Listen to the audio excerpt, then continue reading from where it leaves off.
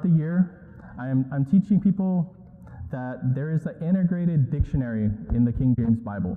And most people don't know it. Most people falsely accuse the Authorized King James of you needing an old dictionary to understand what it says. But in reality, God actually put it in the word itself. So I'm teaching people how to recognize it, how to use it.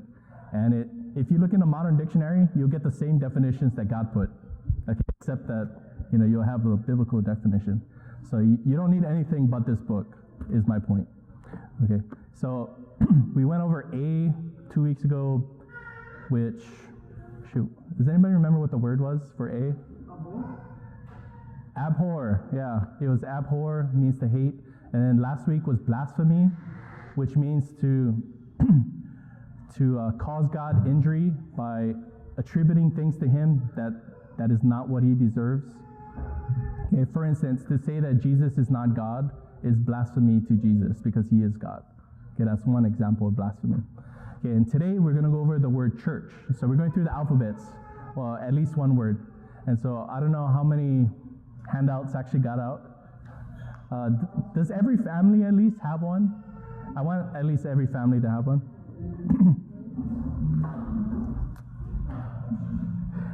And so this is a word that has been confused till today.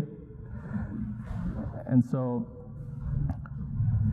I'm going to give you the definition of the word church, and then we're going to look at how you can know that that's what the word actually means in the Bible. Okay. As well as I even looked it up in a modern dictionary, and it has these same definitions. Okay. So, and if anybody needs a Bible, we have Bibles that you guys can use. So, just let me know. But for now, you can use the sheets. Okay, so a church is just a congregation of believers. That's what a church is. A congregation of believers with a man of God who's leading it. Okay, so if you're getting together with your friends, that isn't church. Just because believers are gathering, that isn't church. Okay, you have to have a man of God leading, and then it's just a gathering of Christians.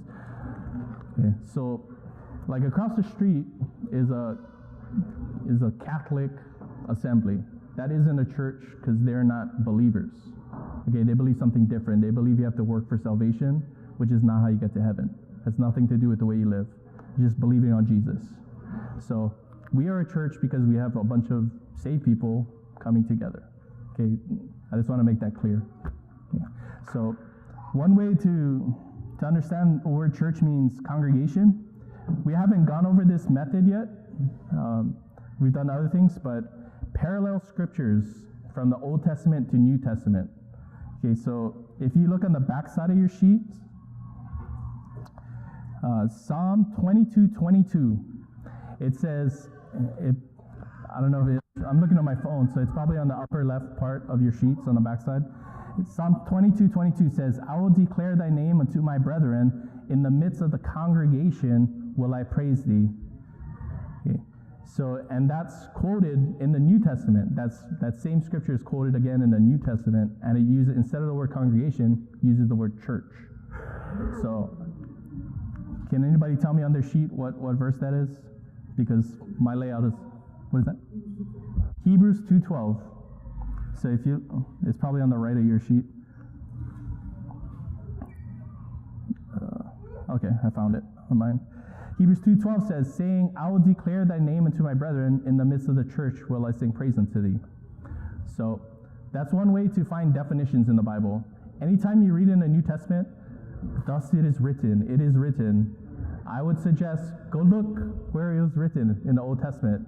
Not only you'll learn what words mean, you'll understand what's actually being explained. You'll be able to understand the Old Testament just by looking at what is written in the Old Testament and what Jesus or the New Testament explains that what it's saying. Okay, so that's one way to figure out definitions. So the word congregation, the word church means congregation. So that's one definition. Another one is assembly. I think in Hebrews has another one. I don't know if I put it in there, but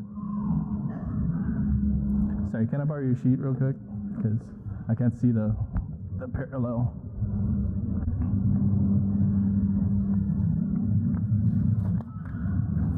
Let's see.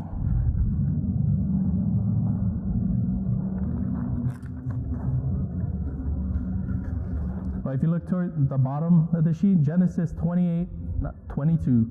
And this stone which I have set for a pillar shall be God's house, and of all that thou shalt give me, I will surely give thee the tenth. And then it gives the New Testament scripture where it quotes that, 1 Timothy 3:15. But if I tarry long, that thou mayest know how thou oughtest to behave thyself in the house of God, which is the church of the living God, the pillar and ground of the truth. Okay, so that's paralleling God's house to being the church. Okay, so that's why this church is called a house of God. Okay, it's the same thing. And so this handout that I gave you is a lot more thorough than just giving a definition. It just, so you can understand what a church is. There's all these other scriptures, like what we should do in the church, what we shouldn't do. For instance, we shouldn't be buying or selling ever at church. This shouldn't be a house of merchandise. So if anybody comes to buy or sell anything, you can just tell them that's not allowed here. This is a church. Yeah, church is where you give and receive in regards to money. And so we shouldn't be buying or selling products here. You know, you can buy or sell outside the church, and you know, you can meet people, have great friends, and do business outside, but here in this house, we shouldn't be buying or selling. So that's also in here. And one thing I like to point out, which people keep pulling this word out of context, they keep using church as describing all the believers in the world. Okay, that's the definition of Catholicism. Okay, Catholic or Catholicism means universal. So when they say somebody's Catholic, they mean all the believers on the planet are together in one church.